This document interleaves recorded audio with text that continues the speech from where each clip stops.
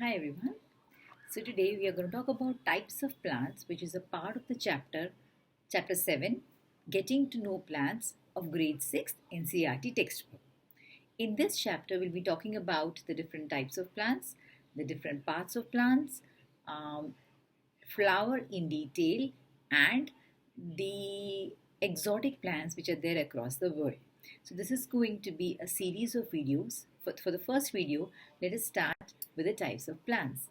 So there are three types of plants: trees, herbs, and shrubs. As you can see in the picture, tree is little tall, so it is going to be taller. Herbs are the shortest, and shrubs are somewhere in between. And every type of plant has its own function, its own example. That is what we are going to study. Now, to know about the plants, you will have to first look around you. It is not something that you just have to memorize, that these are the examples.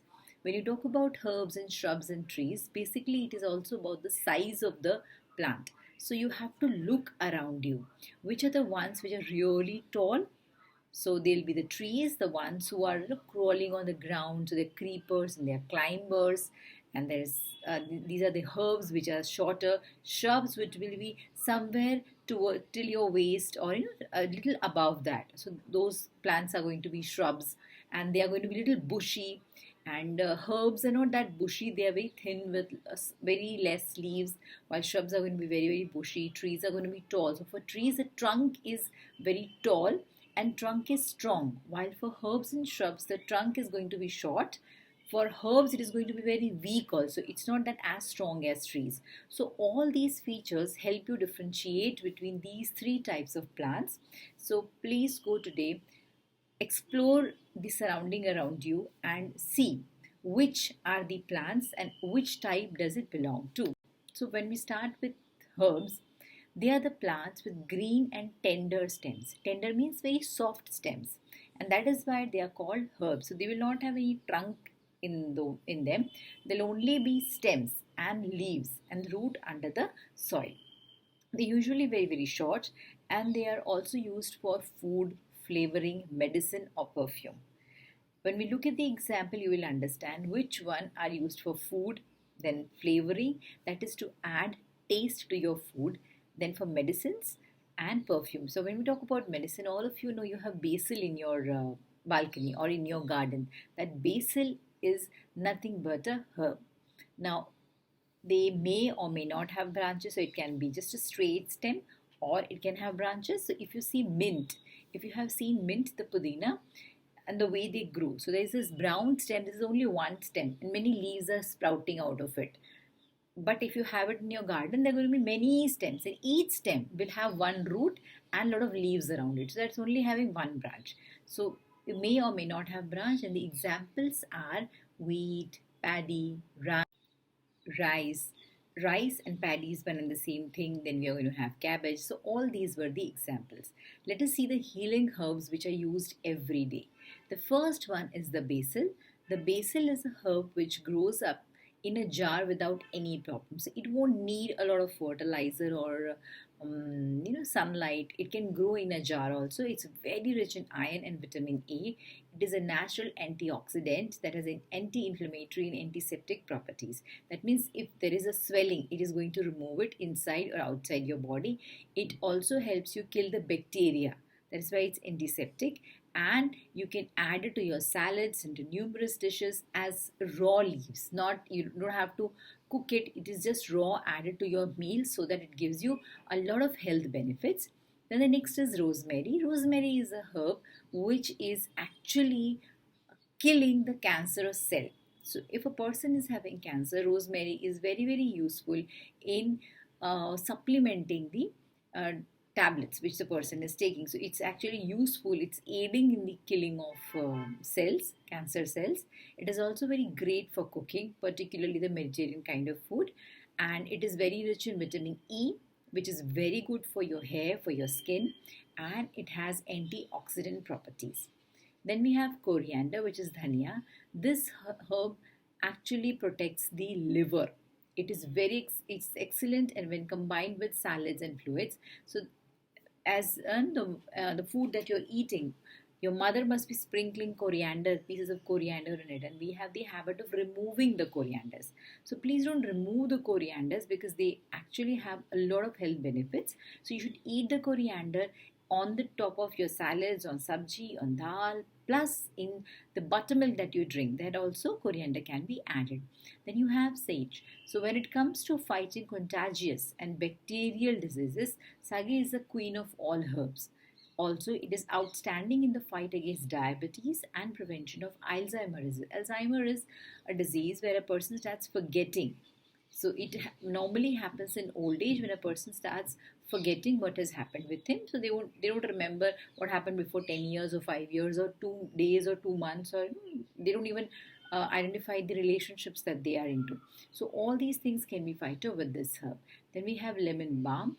It also can be produced right into your home, and you will be, because it smells really good, so you will be feeling the presence of it, and it is very good for sleeplessness and cold. So if you are not feeling sleepy, you have lemon balm in your home, you are going to feel sleepy because it gives you it gives you that feeling of peace and calmness, so you feel like sleeping. Plus when you are having cold, again this helps a lot.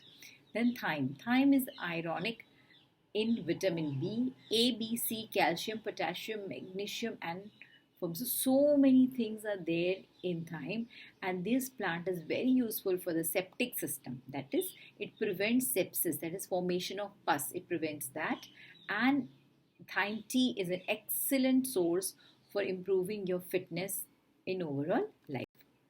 Then you have shrubs. Now shrubs are the plants in which the stems are branching out near the base. So there is a stem, but normally if you see in a herb, the branching out will be from here. So herbs don't have branches, so leaves are coming out from here. In a tree, first there is a trunk and then the branches come out. But in a shrub, there is root and one stem, and all other stems will be coming out like this only. So that is a shrub. The stem is very hard but not very thick as it is in trees, but it is thicker than it is in herbs, and such plants are called shrubs. An area where the shrubs are cultivated, that is called a shrubbery. And the examples are croton plants. You must have seen at your home also. They are in 2-3 colors, yellow and purple, so these are crotons. Then you have lemon, rose, jasmine, bougainvillea, china rose, henna is mehendi. So all these are the shrubs, examples of shrubs. And then you have functions of shrubs. So where is it actually used? We all know that plants help preventing soil erosion and flood. So these shrubs, they prevent water and soil erosion. So if you plant them near the riverbed, they are going to prevent soil erosion.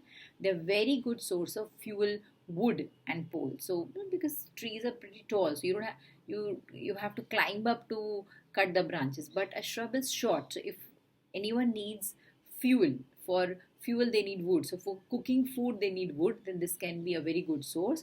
It is good source of fruits and leaves and tuber shoots and roots. So all these parts of plants are used of a shrub. They're used in landscape. Landscape means to beautify a land. So if you are having a bungalow or a building or an office or your home, then surrounding it, if you have shrubs, shrubs help in beautifying the place. It can also be grown as a backdrop, garden beds, or in gardens. All these are used, and they are mainly used by the architects. Then we have trees. So some plants are pretty tall and they have very hard, thick brown stem. So the trunk that we're talking about, that is the hard, thick brown stem. They have branches in the upper part, much above the ground. Such plants are called trees. They tend to be long-lived. They live for a lot of years, maybe 1,000 years they will live. And the examples are mango, neem, banyan, jamun, palm, teak, oak, sandalwood, and coconut, and many. There are 1,000 species of trees. So you will have many examples, but these are the well-known examples of trees. Now, what are the importance of trees? So we all know that trees are pretty important for us. So they're an important part of an ecosystem. Ecosystem means it will have plants, it will have animals, it will also have non-living things like water and air. So for everything, plants are extremely important, because for humans or for animals, they take in carbon dioxide and give out oxygen. And for other plants, they are doing the reverse. They provide food and shelter to all the animals. It can be arboreal, it can be terrestrial, it can be aerial. All these animals, they find shelter in plants. They provide important resources to humans. So, wood is cut and it is used for fuel. Medicines are taken out from trees. So, a lot of resources are taken by humans from the trees. They're an important source of medicine, and again, they prevent soil erosion and flooding, which is really an important part, and they're helping a lot. So, if the soil is eroded and we do deforestation, then there will be a lot of flooding and the nearby area is going to be washed away. So, to prevent that, we should always plant trees. In the next video, we are going to talk about the different parts of plant. So this was type of plant. Next video, we'll talk about different parts of plant. Till then, keep commenting, liking, sharing, and let me know what all videos do you want to watch. Thanks a lot.